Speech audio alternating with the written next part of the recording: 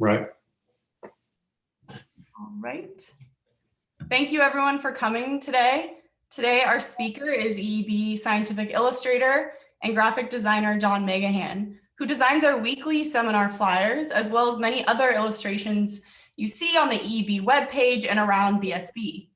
So John went to school for both biology and art. He worked as a freelance illustrator before taking the position at University of Michigan's Museum of Zoology. And he's created art for numerous groups, including American Fisheries Society and the EPA, and teaches courses in scientific illustration. And given the importance of art for scientific communication and connecting with diverse groups, I think we're really lucky to have John talking with us today about biological illustration and his reflections as an EEB artist. So thank you so much, John, and let's have you get started here. All right. So can you hear me okay? Yes. Just wondering. So I want to, when I started first thinking about what I was going to talk about on this, I figured, well, maybe I'll lecture on art and design and talk about design aspects of how to put a composition together and stuff. And then I started thinking, well, maybe you guys really don't want to hear that. Maybe you're much more into just hearing about my experiences as an artist, how I got to where I am, and I decided that I'm going to go more in that direction. So on the title here, you probably should have had the bold font on the lower section of Reflections of an EEB Artist. So when I began as an undergraduate student in biology, I really had no intention of becoming an artist at all. I could draw, it was a hobby of mine, and I would just play around with drawing, and it was just something I had fun with. So I dove into my science classes at Boise State University, is where I went to undergraduate school. And I'm gonna come clean and confess to everybody that my first couple of years of school were terrible. I pretty much flunked out with my science classes, and I did not know how to study. My high school years did not prepare me for college and the intense amount of information that was going to be coming at me and how to ingest it. And I realized that I could not take in that kind of information and just read things and spit it back out. My brain didn't work that way. So kind of in a crisis, I switched classes, and art classes pretty much saved me. When I switched to art classes, I went from being like the worst student in the class to one of the best. And all of a sudden, everything started making sense to me and going quite well. But as I went along, it really bothered me that I didn't finish my biology degree. So I kind of kept that in the back of my head as I continued finishing my art degree.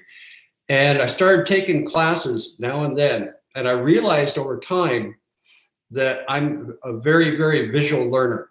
And I don't learn well by listening to people talk. I don't learn well by just reading something and try to adjust it. I learn by seeing and drawing, and that's the way my head works. And I realized that if I translated things basically through my hand, up my arm, into my brain, it would stick. So if I read a passage of science, and then I would ask myself questions, and I would either draw pictures about that, or I'd actually physically write down what I had just read. It would stick in my head. And so I started going back into the science classes, and eventually wound up getting my biology degree as well. So let's see, started with the first slide here. Okay, can you see, are the slides working? Yep, looks good. Okay, all right. So to help pay my way through undergraduate school, I worked as a veterinary technician. And I did this for about 3 or 4 years while I was in school. And somewhere in there, I met Dr. Jean Hawkins, and she was preparing a manual on veterinary dentistry. And she heard that I could do some drawing, and so she contacted me and asked me if I was willing to do some drawings for her manual. And it wasn't a huge project or anything, but you know, working at the veterinarian, I had all the visual resources and everything I needed. And we got together and worked on it. And I was able to put together this little manual on veterinary dentistry. And for me, this was a huge eye-opening experience, because at this point, you know, I really wasn't into art that much. I can tell you, you know, other than just being a sketch artist and doing this as a hobby, I didn't really consider it a profession. And this is the first time I earned money actually doing drawings. So this was a huge eye opener for me. So I continued and finished my undergraduate classes. And my last summer of undergraduate school, one of my professors told me about Oregon Institute of Marine Biology. And I was really kind of into marine animals and thought, oh yeah, that'd be really cool to go take some classes there. So I went there for a couple of summer classes and worked intensively in invertebrate zoology and birds and mammals, were the 2 classes I was taking.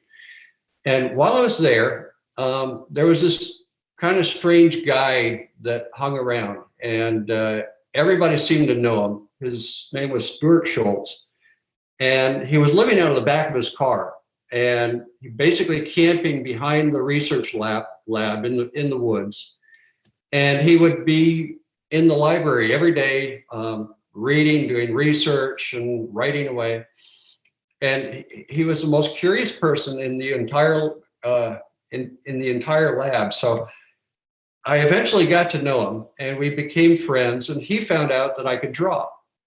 And at the end of the summer, he asked me if I was interested in illustrating his book for him. And I was like, cool, that sounds like a lot of fun. So after classes were over, I started camping out with him in the woods behind the research lab. And every day we would spend the days in the library. I would sit at a table doing drawings. And then if we weren't in the library, we'd go out to the field and photograph, and I'd do sketches and stuff. And we eventually, after about maybe 2.5 weeks, we put this book together. And he had, of course, had pretty much already written the whole thing. And we wrapped up all the illustrations for it. And this wound up being my first publication that came out. And that also convinced me that I wanted to go to OIMB for, which Oregon Institute of Marine Biology, for my graduate degree. So I applied to the lab of Jim Carlton, and Jim does research on introduced species. And I chose to work on a introduced Cumacia, this little paracurid crustacean that lives in the bay, and it had some interesting relationships with some of the other creatures that live there. And so that was basically my research. I was looking at its distribution and how it interacted with some tube-dwelling species in the benthos of the bay. And as I did my work as a graduate student, any time off that I had, I'd usually sit and draw. And eventually I started doing drawings kind of like this. Mostly it was pen and ink. This is a marsh that's north of Coos Bay. There's a intertidal zone, whole bunch of species that I don't think I could name most of them anymore, but there's about 15 or 20 species that are drawn into this picture. Anyway, as I kept going, and I did more and more artwork, and more people started asking me for art. And so when I finished my graduate degree, I sort of hit a crisis point in my life where I didn't know which direction I was going to go. You know, I had been thinking before that I'd head into a PhD career and a biology track. But everybody was telling me, become an illustrator. You're really good at this. So I kind of made a resolution with myself that I would give myself about 3 years of working at it. And if I could make it as an artist, I would go in that direction. And if I didn't, I would switch back to biology and get a PhD. So the first thing I did after leaving graduate school was I got research positions. In the first job I had was working with Kim Nelson at Oregon State University. And we were studying marbled murrelets and basically trying to find marbled murrelet nests along the Oregon coast. So with my agreement with myself, I decided I was going to work these jobs, but every moment that I had outside of the job, I'd be drawing and trying to work up a career as an illustrator. So for Kim, I did quite a few drawings of marbled murrelets and the stuff we studied. And I worked with her for 2 summers, and during that time, we found 2 nests, which was really fantastic because up until that time, I think people had been looking for marbled murrelet nests along the Oregon coast for over 100 years, and none had been found. And we were lucky enough, just by getting up very early in the morning, going out into the field and standing and watching the flight patterns of the birds, we identified 2 of the nests. And if you're not familiar with marbled murrelets, they nest in old growth trees right near the coast.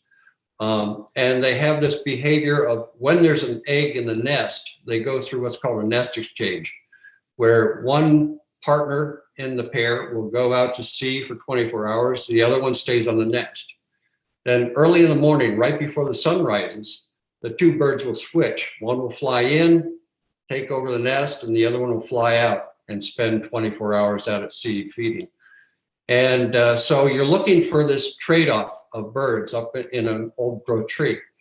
And I was lucky enough to be one of the people to see one of these happen. I was on a place called 5 Mile in Oregon, standing on a logging road and looking down a valley. Excuse me.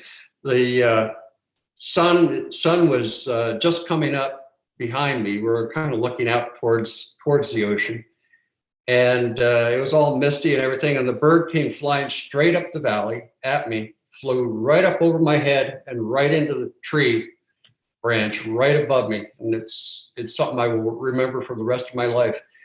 And about 30 seconds later, another bird flew out from that tree branch, and it was a nest exchange. So it was fantastic. So anyway, I did quite a few illustrations for Kim. And then after that, the next job I worked with was with Dan Rosenberg. We worked on basically, he was doing a PhD studying corridor habitat and corridor connections between habitats and how they can, help wildlife survive and allow wildlife to transport between corridor sections. And I worked with him for about 2 years, and I did several illustrations with him as well. We became really good friends and have been ever since. And during that time, he and I would go and do presentations. One of the presentations we did was at a Wildlife Society meeting. And Dan did the presentation and showed off my slides and everything. And in the audience was a guy named Bill Lawrence. And turns out Bill was the vice president of Weyerhaeuser Company. And Weyerhaeuser is a big logging company up in the Northwest. And Bill came up to Dan after the talk. And Bill headed up the wildlife division of Weyerhaeuser. And he wanted to do a series of posters on land management. And he wanted me to draw, he asked me if I'd be willing to do the drawings for their posters. And this turned into a really quite lucrative job. And I was shocked. And within a week, Weyerhaeuser had me up in a helicopter flying over their the land that they have.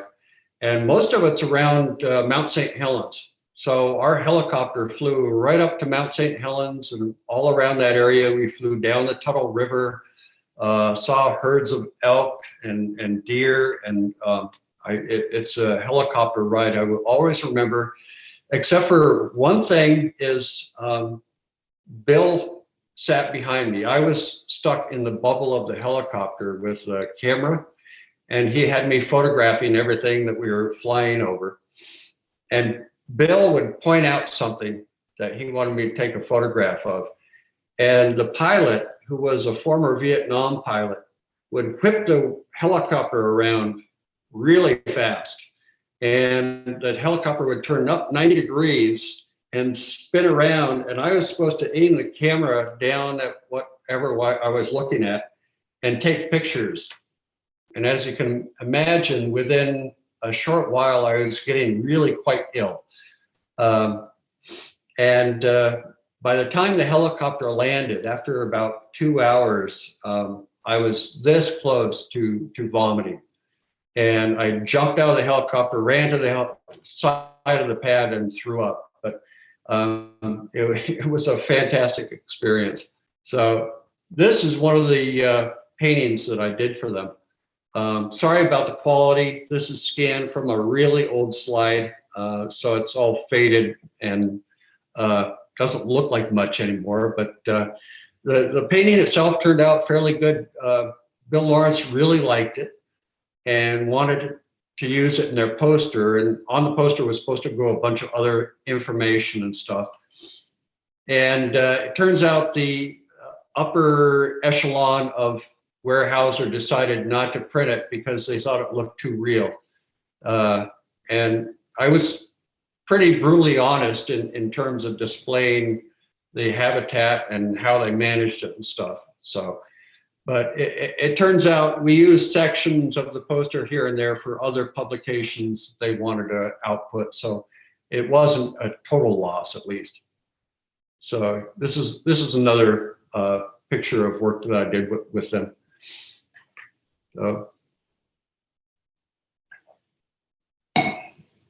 So this is some early painting work of mine. Let's see what's next. Yeah, and shortly after that, the American Fisheries Society found out what I was doing, and there's several people in Oregon State that work with the American Fisheries Society, and they asked me if I was willing to do a poster for them. And so we went back and forth and put this together. And this one was a lot of fun for me because it was an excuse to go out camping in the woods and hiking up and down streams along the Oregon coast and taking photographs and doing sketches of all the creatures and all the habitat that's here. The only thing that was a big mistake in this poster is we wanted it to read from left to right with the small stream on the left and the big river on the right-hand side. And the printer got it just backwards. So we're wind up going kind of upstream as you go from left to right. But I guess it reads okay either way. We didn't have it reprinted. At least they got the middle-sized stream in the middle. So, okay, about that time, I was doing more and more work for people, and I got to the point where I started advertising my services. And the Guild of Natural Science Illustrators they had a publication that you could buy a page, and illustrators would be able to advertise to like big publishers around the country. And so I did this, and all of a sudden I was getting a bunch of calls. And it was a really great time to be an artist. This was in the 90s. And about that time, I got a call from a guy named Bruce Bagamil. And he said, I have a book that I'm writing that needs illustration. And we and the publisher have selected you and 5 other artists that we're considering as illustrators for it. And then they asked if I was willing to do a test drawing, because they wanted to kind of test us and see how quickly we could produce a drawing and the quality of the drawing itself. So they sent us each an animal, some reference material of an animal that they wanted us to do. And I think mine was a muskox. And so overnight I did the drawing for him and sent it back. And within a few days, Bruce called me and asked if he said, well, we liked your work and you got the job if you want it. And then he explained to me that it was biological exuberance, animal homosexuality, and natural diversity. And it was a bit funny because they kind of cringed when they said that, but it didn't bother me at all. I was like, cool, that sounds great, let's do it. So we plowed into the book. Working with the publisher was a little difficult at first because first we had to negotiate a contract between myself and the publishers, and negotiating things like royalties and the amounts and stuff was difficult. But they also were they kind of cringed, and they asked me over and over again, is this going to disturb you to do these drawings? Will this bother you? I was like, no, it won't bother me a bit. So I was really into it and excited to do this. And so we plowed in and did drawing after drawing. The entire number of drawings is somewhere around 150 drawings. Somewhere around that, I can't remember the exact number of drawings. It was a lot. And a lot of the drawings were difficult because I had no reference material to work from. So a lot of the behaviors that I had to draw, I had to do it just out of my head and invent the scenario. And that was the challenging bit. The actual behaviors didn't bother me a bit, but actually not having anything to look at while I was drawing, that was tough. So we went through and plowed through this book. And when I was about 2/3 through it, I saw an advertisement for the University of Michigan job. And so I applied for it. I figured I wouldn't get it because I had applied for other jobs, illustration jobs, and I didn't get those either. So I figured, oh, what the heck, I might as well throw my name in there. And a few days later, Dick Alexander from the Museum of Zoology called me and said, we're interested. Why don't you come out for an interview? So I went for the interview. That went well. And I came back and figured, that was a great interview. Chances are I still won't get the job. So I went and plowed back into these drawings. Shortly after that, Dick called me again and said, you got the job and we'd love to have you here. So, and I was over the moon, as you can expect, because this is kind of a dream job for science illustrators. And I was absolutely thrilled to be accepted to it. So I and my wife, Ann, moved to Ann Arbor. And in the middle of this all, I was still trying to finish this book, a huge project. And every single moment, I spent even in like motel rooms and stuff, I'd sit at a table doing these drawings and try and wrap all this up. Well, when I got done, we moved to Ann Arbor, got into an apartment, and I eventually finished all this project, sent it off to the publisher, and it got published. Then a few months later, after it got published, I got a strange call from somebody with an English accent, and she told me, that's important, you'll see. And she told me that she represented a British comedian who was interested in using the drawings for his comedy act. And I was like, no, you can't use them for anything like that. I had promised the author, Bruce Bagamiel, that I would not release the drawings to anything but educational purposes. So they hung up, and then about a week later, I got a second call from them, and they told me they were willing to offer a substantial amount of money for the use of my drawings, trying to tempt me. And I have to admit, it was quite a great temptation for me because I was pretty much penniless at the time, but I still said, no, you can't use the drawings. So I thought that was it. I thought that was over with and I could go on with things, and went back to work. Turns out a few years later, about 2005, because that's when YouTube came out, somebody sent me a link, and it turns out that Ricky Gervais used my drawings and the book in his comedy routine, and even though we told him not to.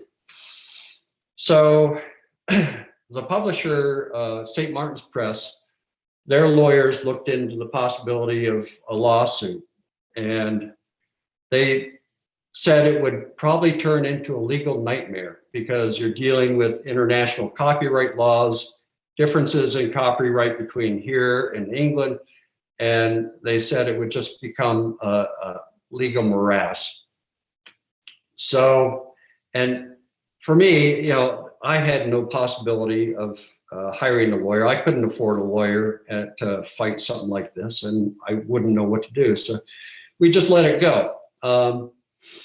And I just kind of figured, well, that's the best advertising the book is ever going to have, and so it did.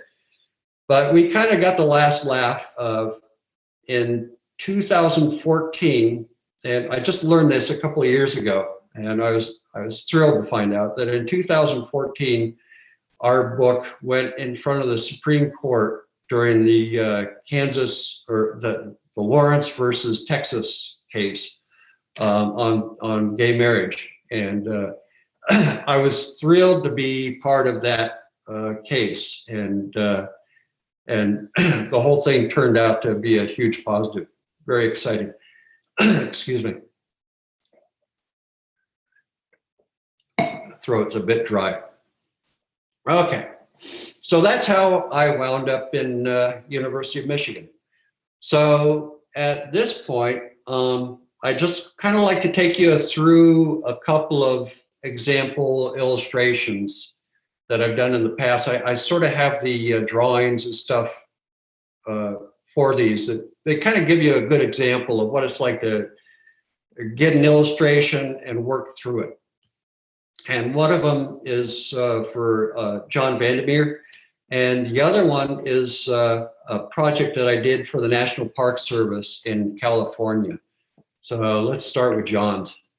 So in March, just this last year, John sent me this little graphic and said he was interested in turning this into something more visually, well, both understandable and visually appealing.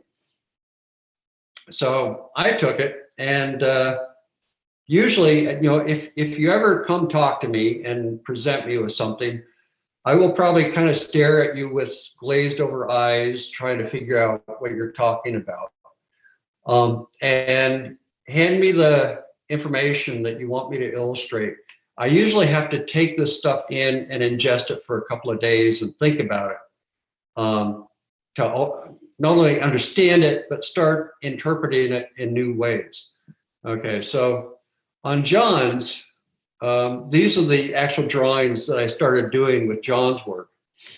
And so on the one on the left is the very first one, and you can see that all I'm doing there is just, I took the information, I'm just trying to understand what's going on. And you can see kind of a green area outline that just shows the flow of prey items from conducive habitat to hostile habitat on the left. There's a time column on the very left-hand side. It's an arrow. It's not drawn very well. And then all the other elements of the illustration are in there. But I kept getting bothered by the fact that there are numbers along the left-hand side representing the prey items, and numbers on the right-hand side representing the prey and predator items. And I wanted to see something that kind of graphically showed that rather than just a number. So the next slide on the right shows me trying to turn this into a graphs that you can just look at visually and see what's happening. And so on the left-hand side, you have the graph of the prey items going from low numbers to high and back down again as they get infected. And same thing on the right-hand side. So the other thing I did in this was also I'm combining those graphs with the habitat that's illustrated. So on the top, you see a hostile habitat, then you see a bar across, and conducive habitat, and then there's a bar underneath that. That's trying to tie those two elements together. Okay, so the next step is I didn't like the continuous graphs that I was doing because these are discrete animals that you're talking about. So, and the numbers weren't great. So I could actually, on these graphs, kind of turn them into bar graphs with each discrete animal illustrated. And so on the left, you can see how I'm thinking about it, reinterpreting those graphs. And in the hostile habitat, you see the prey items increase in numbers over time and then become infected, and same on the right. But the thing I kept doing, or I guess the slap on my forehead moment on this illustration was I realized as I was drawing these, I kept turning the whole thing 90 degrees because it seemed easier to draw that way. And I kept doing that over and over again. Then eventually it just hit me that this was the way to view the whole thing. And so I turned everything on its side. And this next illustration on the right-hand side is a cleaned up version. I took it into the computer and just kind of cleaned it up and reinterpreted on its side. And all of a sudden I felt like this was it. This is the answer to the illustration.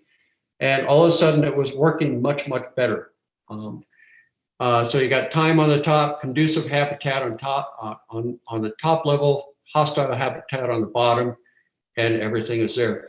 And so the final illustration was this, and this just pulling everything together, adding a bit of coloration to tie all that habitat that's conducive and habitat that's hostile, pull them into separate units, one on top, one on the bottom, and clean everything else up.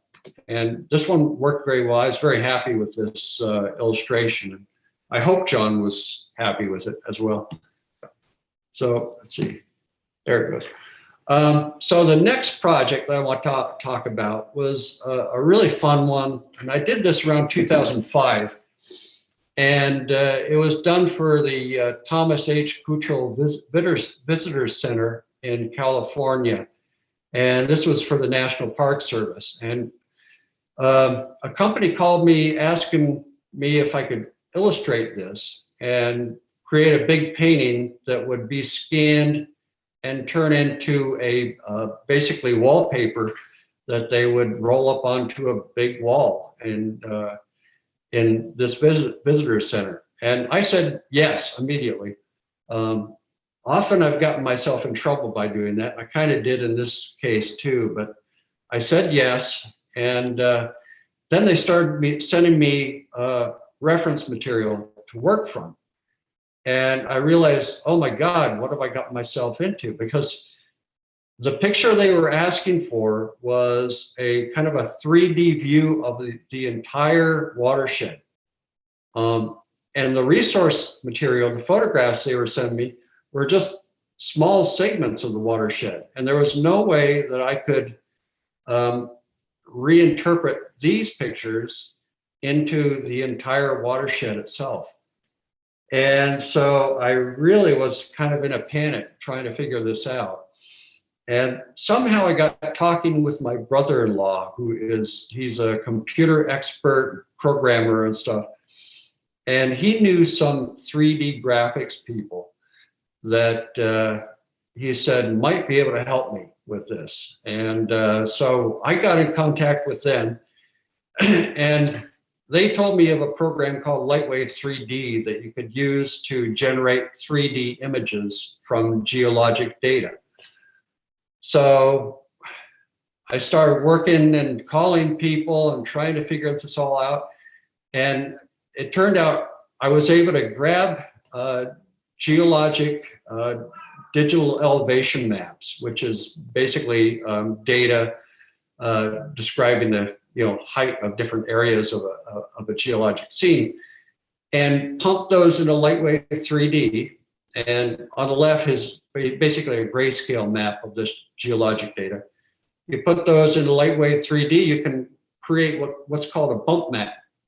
And by doing that, I was able to generate an overview of this entire watershed. It took a lot of time, a lot of trial and error, but eventually I got it to the point where it worked. The picture on the right here is close, but that's not the final picture I was working from. Unfortunately, I haven't been able to find that last picture. But anyway, I took this render, the 3D render, and I just stuck it up on the wall and I started drawing on the painting surface. And this painting was one of the most intensive paintings I've ever done in my life, I think. So the number of trees on this, I hate to think of how many trees I painted on here, especially because of the fact that they were blowing it up to about 40 or 50 feet across. Each painting, each tree, all the detail had to be there.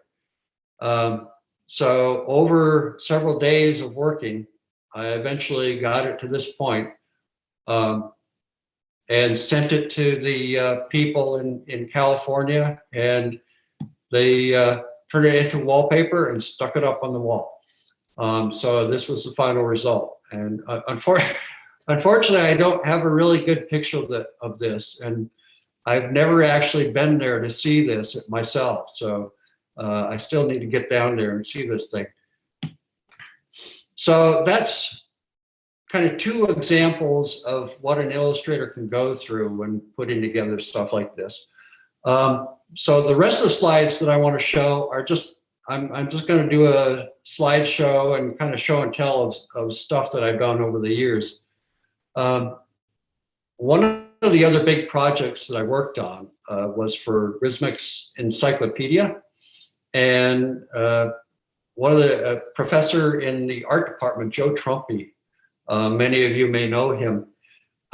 He was basically the organizer of this project, and he was the one that kind of founded it and developed it. We were working with Gale Group Publishing, and there was, gosh, I'd like to say about a dozen of us illustrators involved, and the project was enormous. It involved doing several thousand illustrations, I believe, in all, to do the entire encyclopedia. And so all the paintings were done in gouache. We would scan them into the computer, lay them out on pages like this, and then send them to the publisher. And over a 3-year period, we put this entire encyclopedia together. And it was a great project. The management by Joe Trumpy was incredible. I don't know how he kept track of everything, but I was very impressed. But this was a very fun project to do. I've done a fair amount of botanical illustration, and this is a fairly recent project I did with Chris Anderson. She did a monograph on Malpighiaceae, and they're amazing flowers. If you can see the flower on the left here, the structure in there is just incredible. And the interesting thing about working on botanical illustration is often you're working with less than ideal specimens when you're putting stuff like this together. So if you imagine a plant specimen that's been pressed and put into a cabinet for about 30 or 40 years and then pulled out and you try to draw from it. That's basically what I'm working from. And in some cases you get bits that are in liquid. So that flower there is the flower on the left. And that's actually a really good specimen. This one is in really good condition.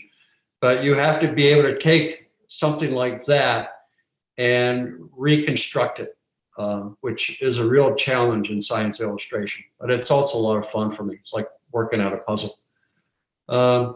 I'll try to go through the rest of these fast because I know we're supposed to finish here pretty quick. So I did a few book covers. This is for Lacey Knowles, Estimated Species Trees. I didn't really consider myself a designer for a long time, but over time I've gotten better and better at it. And this was a really fun project to work with her on. I did this poster for Aaron King, and this was fantastic because it allowed me to just kind of become abstract and play with ideas. And Aaron's work, of course, is working with very complex statistics and calculus and math and stuff. And although I didn't really understand most of it, I was able to take a lot of the graphics that he fed to me and just work with them and play with them until I came up with this composition that I was really quite happy with. And there's a whole bunch of layers of visual information that from him in this picture. Another one that I did was with Alison Roboski. This was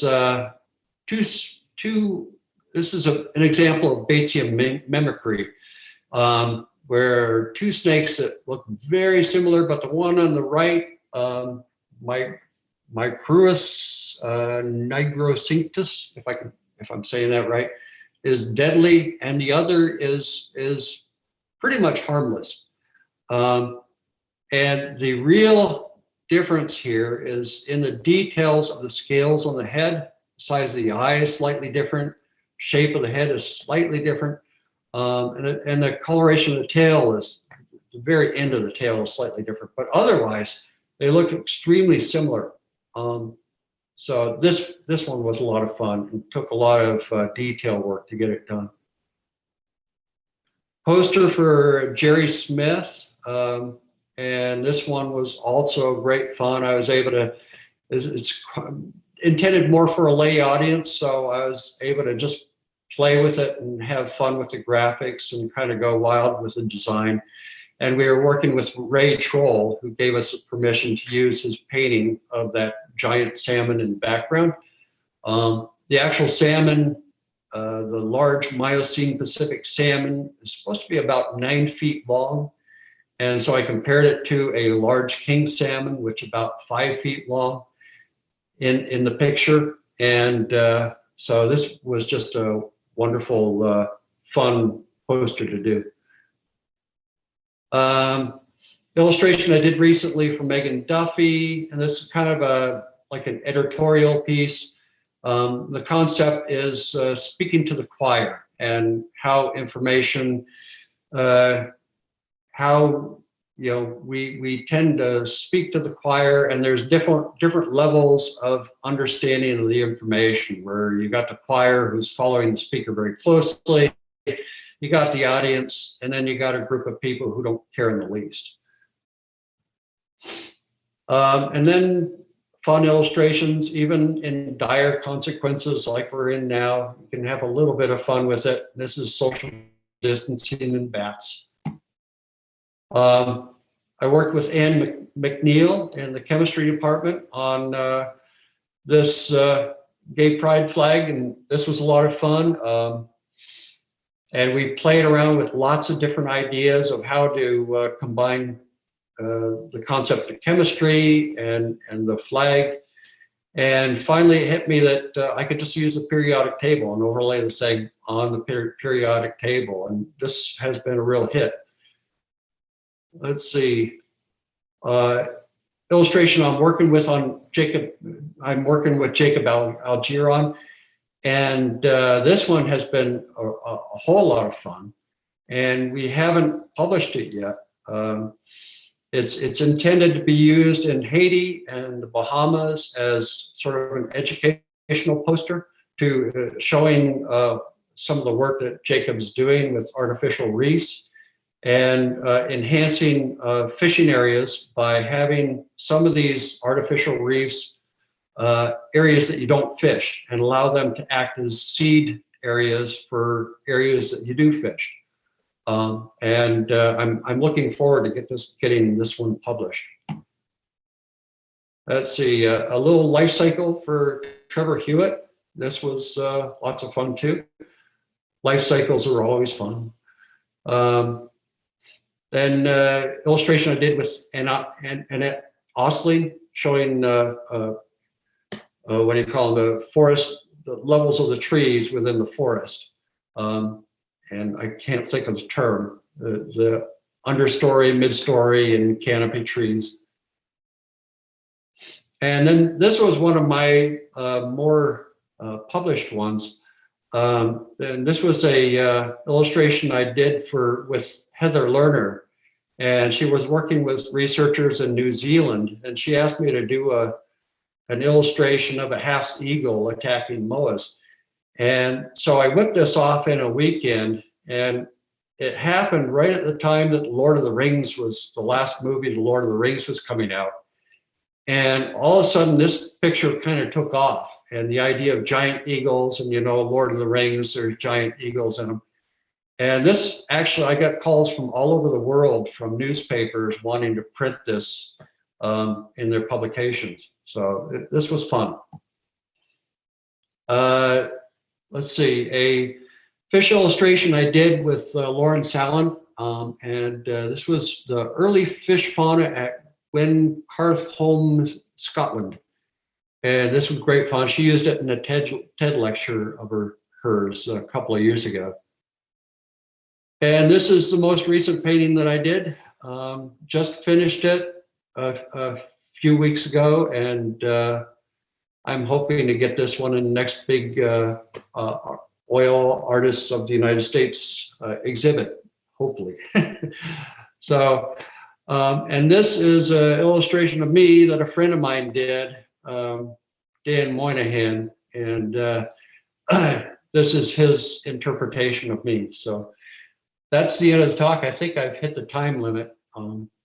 So if you have any questions, I'm happy to answer them. Had to give you the real clap there, John. Oh, thank you.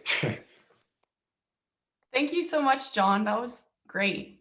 So if anyone has any questions, you can put them in the chat or ask them out loud.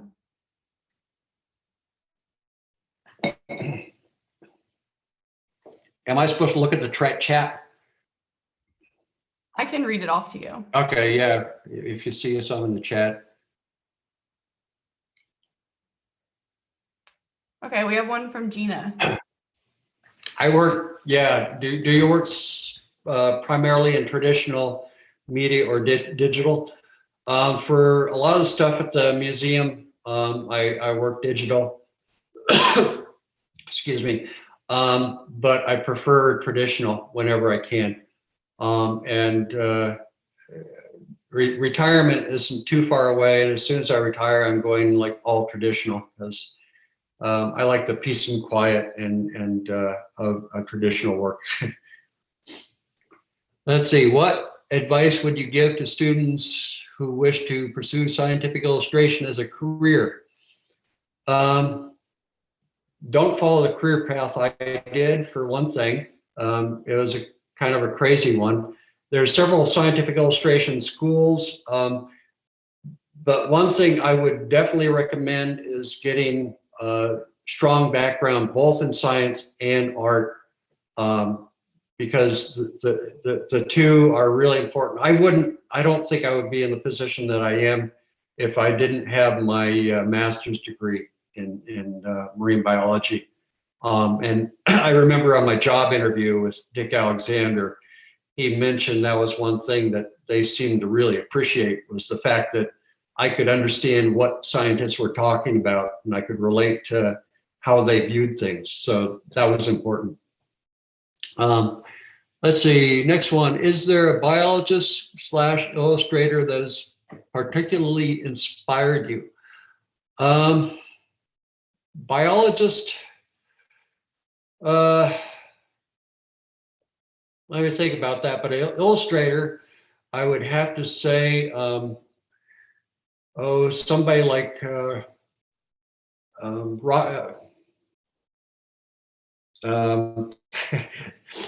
name's not coming to my head.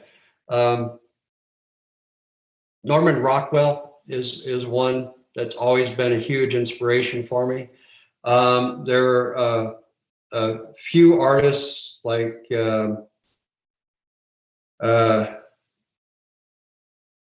some artists like Da Vinci, Dürer, were always big inspirations for me when I was a little kid. In fact, I can remember taking the drawings of Da Vinci, and I would replicate them when I was a little guy. And it was kind of ridiculous, but I did. And I'd take the artwork of Dürer and try to copy what he did. And so those type of people really inspired me.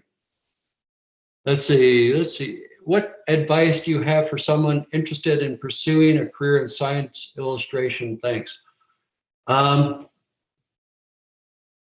Science, for one thing, you got to have a thick skin. Number one, science illustration is a difficult career to be in. I was extremely lucky to get the job that I got and to now be in the position I am. I feel, very lucky to be here. But a freelance scientific illustrator, it's a very tough job, and it can depend a lot on the economic times, like in 2000 and 2008, in downturns in the economy, I had lots of friends who were illustrators who had to get other jobs because things got so rough in the field of science illustration and regular illustration as well. And it's, you got to have a thick skin, get a good education in science, get a good education in art, be able to draw really well. Drawing is critical. I think that's my main advice. Let's see. Awesome talk. I thought I recognized your MOA picture when I saw it. Sure enough, I saw it in a meme recently on a big ecology themed Facebook page. So it's still making the rounds. I think this is a comment. So yeah, that's a comment, sorry. Let's see, I have another one here. Do you have a medium that you've always wanted to try? I think I've tried pretty much everything I've wanted to try.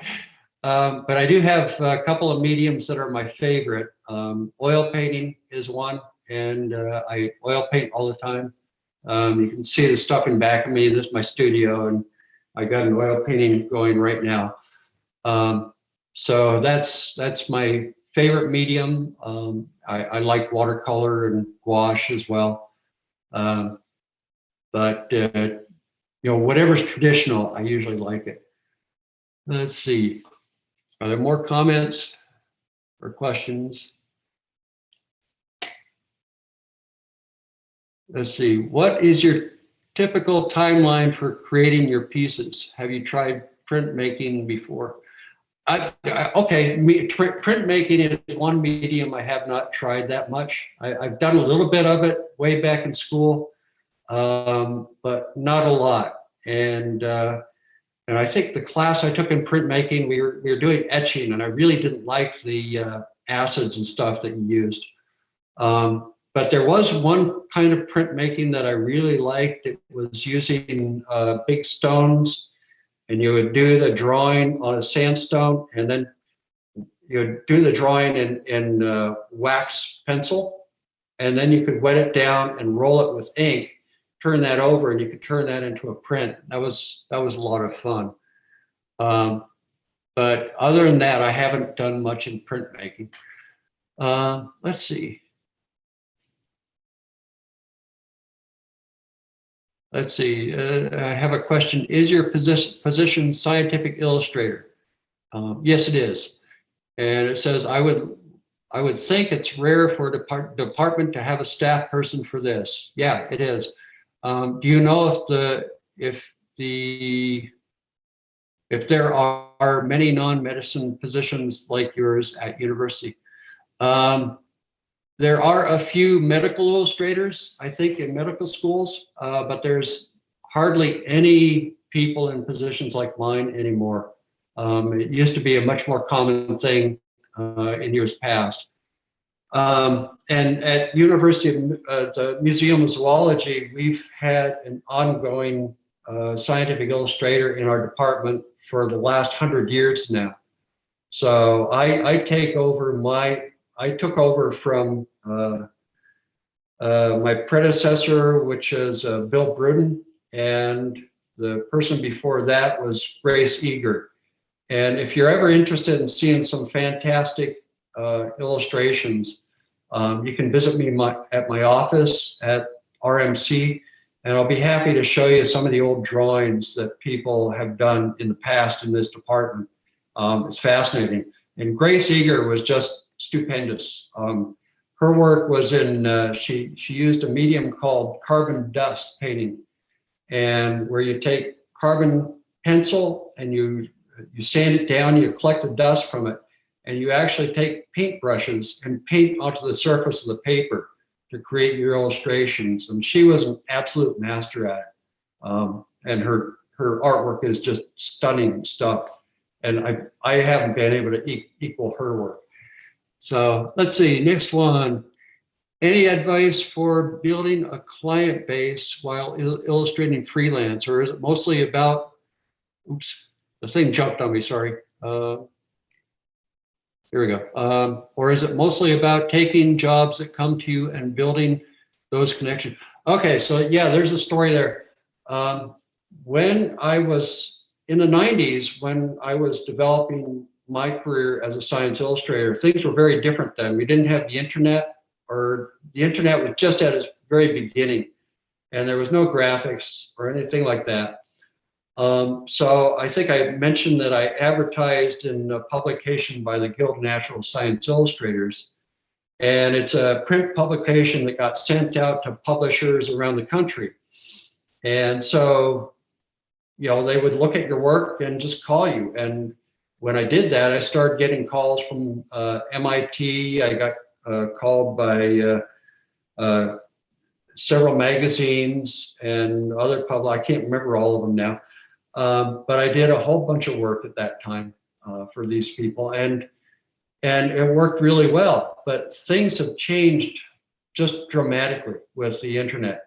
Not only from the standpoint of now you have to work digitally and everything and get on the internet and have your own web page. Advertising has also become a very different thing. And now people advertise through social media. They post pictures to Instagram is a fairly common one, and various other things. And I'm afraid I've been terrible in keeping up on all the social media stuff and things. So I really hate to tell you what is the best way to go about advertising yourself now. But if I were young and trying to approach this, I'd be probably researching every avenue I possibly could of social media or any way I could get my art and artwork out there. Another big problem that has happened recently is because of the internet, it is now easier or much easier for big companies and stuff to look overseas to India, China, or wherever, and find illustrators who will charge much less than an American illustrator would. So that is a real issue these days, and that has complicated things as well. So it can be a fairly, I don't want to discourage anyone from getting into it, but it's a fairly tough business to be in. Okay, let's see. Next question, do you still teach courses in scientific illustration? Yes, I teach in Oregon every summer, except for last summer because of COVID. How does a scientific illustration course differ from other fine art classes? Usually scientific illustration, I'm going to focus on your ability to see, render things very carefully, the amount of detail you're seeing. And you know, a lot of fine art courses are not going to emphasize getting things exactly right. And in an illustration course, you have to.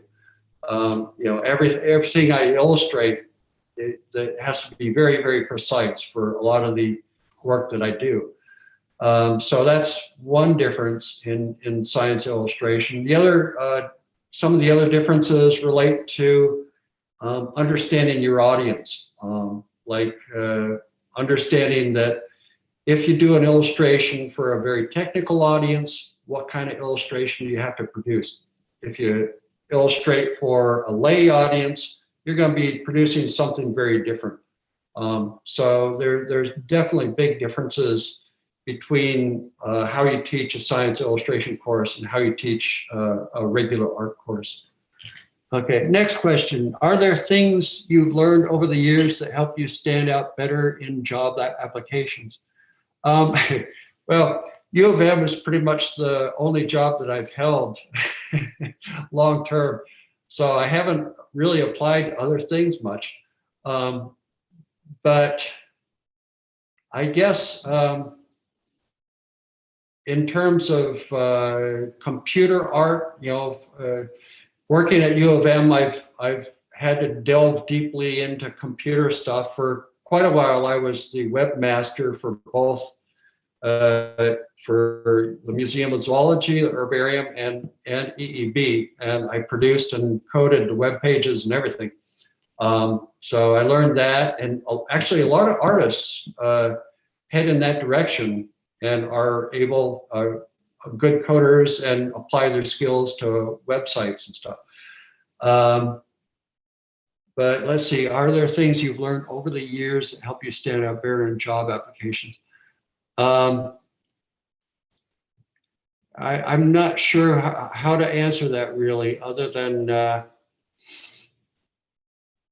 yeah, other than, I guess, you know, you develop your skills over time, and I suppose that would help in job applications more and more. But I'm sorry, I haven't applied to that many more jobs since getting the University of Michigan job.